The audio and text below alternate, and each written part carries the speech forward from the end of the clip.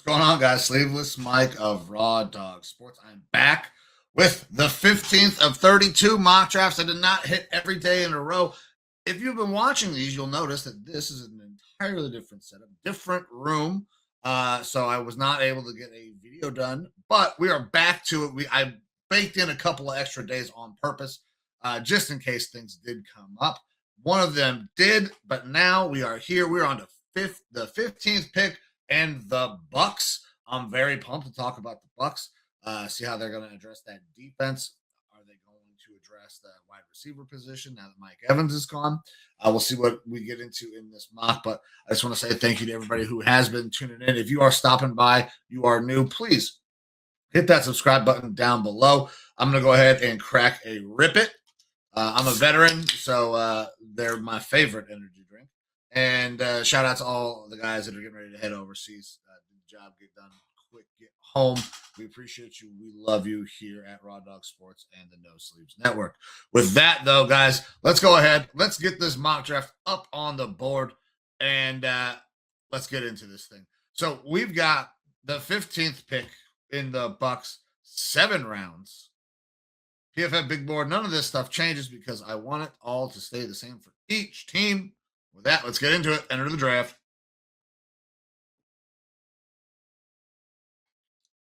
Man, Rippets. Slap every time. All right, and starting the draft, let's see what happened here. We get Fernando Mendoza at 1. Sonny Styles goes at 2. Jeremiah Love, 3. Arvell Reese, 4. Francis Mauigoa, 5. David Bailey, 6. Ruben Bain, 7. Makai Lemon, 8. Carnell Tate, 9. Mansour Delane, 10. Caleb Downs, 11. Monroe Freeling, 12. Kenyon Sadiq, 13. Spencer Fano, 14. And then that takes us to the Bucks on the clock. Tight end, they say here, is the biggest need. The tight end that you would take at this spot is gone in Kenyon Sadiq. Guard is a need. Vega Ione, who I love, is sitting right here. That will be the pick. Or you take the risk on one of these outliers in Akeem Mesidor. You could take a Keldrick Falk. Might feel a little bit like an overdraft. Man, I don't like the idea of taking Keldrick Falk right here. And then you start getting into some outlier guys. Because now the Bucks are on a 3-4 defense. So he's not going to really fit, in my opinion. I mean, I guess he could be a 3-4 D end. I just don't know if that's what they are looking for. I mean, 6'6", 285. He's got the requisite size to do that. But I think they want an edge, like a guy that can actually play 3-4 and affect the passer, affect the quarterback. So Akeem Mesidor, I don't think so. Keldrick Falk, I don't think so. Cassius Howell, maybe if he falls. DJ Parker's a no. So at this point, with value and all of those things, I love Vega Ione. Guard could be improved here. Now let's look at their line. Cody Monk they got at right guard, who I like. Ben Bredesen.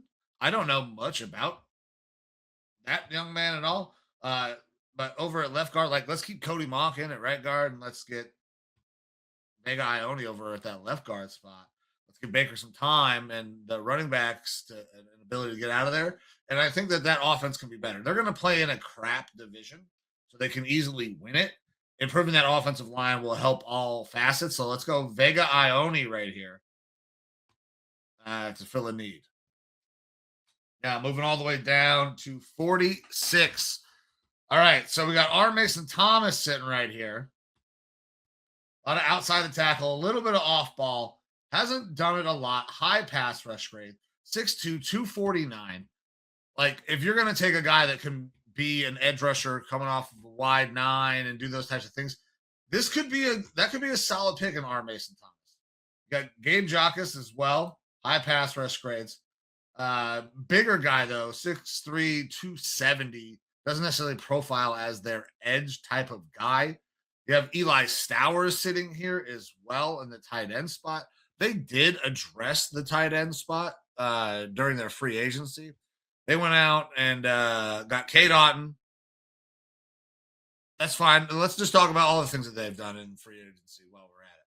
So obviously, we just saw that Levante David retired. They've gone out. They have signed Alex Anzalone, Kate Otten, Kenneth Gainwell will be good for that running back group. Ashawn Robinson will help along that defensive line, and they already have Jesus, how did I just forget his name? Vita Vea. So their defensive line is pretty solid. I think what they're looking for is an edge.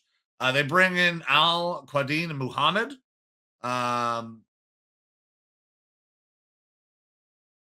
That's another guy that they expect to help off the edge. I came off a really good year last year, but I think they still probably want to improve that. Man, I don't even know who this guy is. So he said he's coming off of a good year.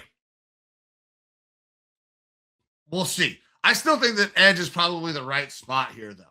Tight end, no, we're not going to do that. We are going to take an R. Mason Thomas right here and see if he can make that transition into like a fucking 3-4 outside linebacker because I feel like he's got the build and that athleticism. All right, moving on down to 77. We've got a Dominique Orange sitting there. Now, tight end is a need. We have one of the top, recruited tight ends, which Ohio State didn't have a big year by any means. Was in line and played in the slot. You can move him around a bit. Max Klare. Let's go with a Max Klare here at 77 to help continue to build that offense. And you know what? They can move Kate Otten around. And behind Kate Otten, there's not a ton to love. You got a Payne Durham, Devin Culp. So let's go with a Max Klare here and try to improve that offense that lost Mike Evans. All right, moving on down to 116. Oh, where do we go here? Bud Clark's still sitting on the board. They like their safety group quite a bit, though. Landon Robinson, my guy, sitting here.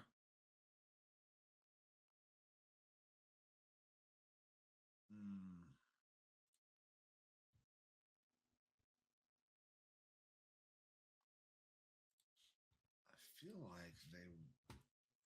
let's see here. They add Miles Killebrew to that safety room. It's going to be that's going to be mostly special teams.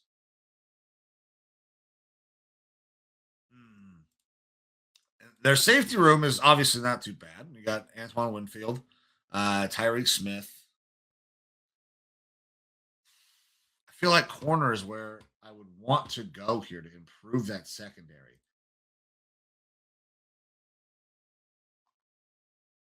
I just don't know that I want to go here. Long, big ass corner.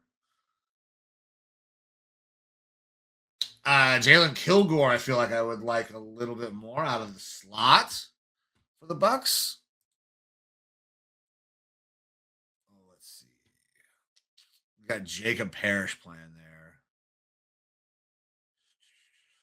I mean, I don't feel like anything you can really go wrong anywhere in the secondary here.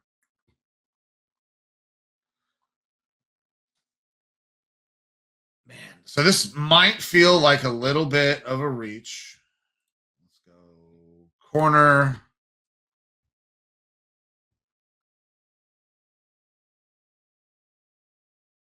I like Kilgore more than I like Davis. So I'm going to go with a Kilgore right here.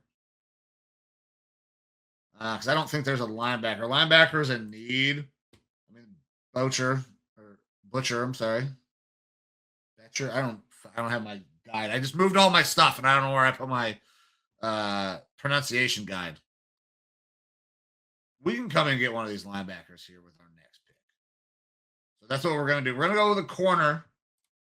We'll go Jalen Kilgore at 116. All right, back up on the board. Linebacker, we were just talking about it. Couple of options here. Caleb Alarms or had a pretty damn good year. Um, moved around a little bit. Also went and played a little bit on the edge. So I feel like this is a guy that you can maybe play him a little bit at inside, play him a little bit at outside, and maybe get a little creative with what you could do with him.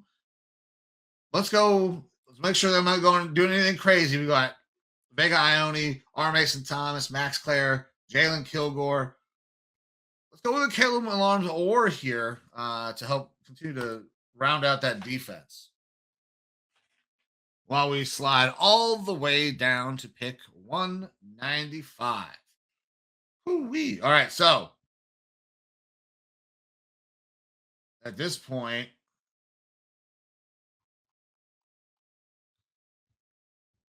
in terms of the wide receivers, there is one guy that I like a lot, and it's Tyron Montgomery. Got fucking screwed out of getting invited to the Senior Bowl.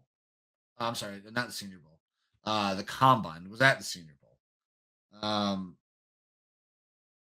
This kid, I mean, put up fantastic numbers.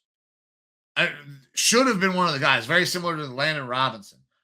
Late here in the draft, you lose a wide receiver in Mike Evans that was fantastic for you. Great contested catch guy. You take a flyer here on a guy late, 6'1", 190. I understand that small school, but I feel like this might be worth that flyer. I mean, you got some other guys, you know, your Dane Keys, your taller dudes, your 6'3" guys. But Tyron Montgomery, I feel like, is one of the more intriguing guys that kind of got fucked in this process. So let's go Tyron Montgomery to help improve that Bucs offense a little bit more. I probably will not be seeing another wide receiver, even though Dane Key is sitting right there.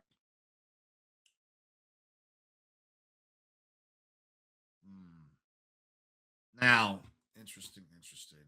They wouldn't draft a running back here. No need to draft a running back for them.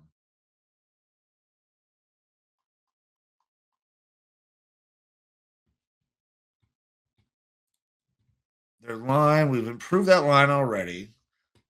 Tackle, take a developmental tackle at this point. I mean, here's a right tackle, developmental right tackle. Fa'ali'i Fo'omoa. Or Fa'amo. I think I'd fuck that up for sure. I've tried to say this name a couple times and I still haven't gotten it right. Developmental tackle, I mean, right tackle. All you got is Luke. I don't know how to pronounce anybody's names. Man, I got to learn how to pronounce people's names better. Luke Joki or Joki or however the fuck you say it. We're gonna add somebody else's name who I cannot pronounce to the Bucs to round this thing out. And finally, Mo. I think that's what I'm gonna fucking go with until further notice. We'll take that. We'll round this thing out. I earned one. All right, so I should have taken Steinman. Went with Vega. All right, well, let's see because it looks like the grades are pretty good regardless. Ione Vega, B+. R. Mason Thomas, A. Max Klare, A-. Kilgore, they didn't love, C-. Or B-. Montgomery, D+. Mo, C. Overall grade as the B. Top 56% of Bucs drafts. So Bucs fans, let me know. Do you like this? Do you hate it? I got my buddy Tank, who was part of Sportsocracy, big Bucs fan. I'm interested to see what he thinks of this draft. But yeah, let me know in the comments, guys. I wanted to try to improve that defense, but all of the edge rushers were gone. Like all the premier edge rushers were gone early, so we decided to go offensive line. But I felt like I still was able to help that defense a little bit.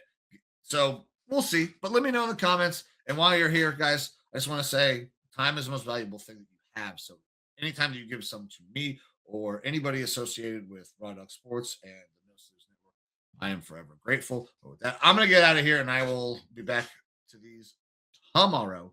But with that,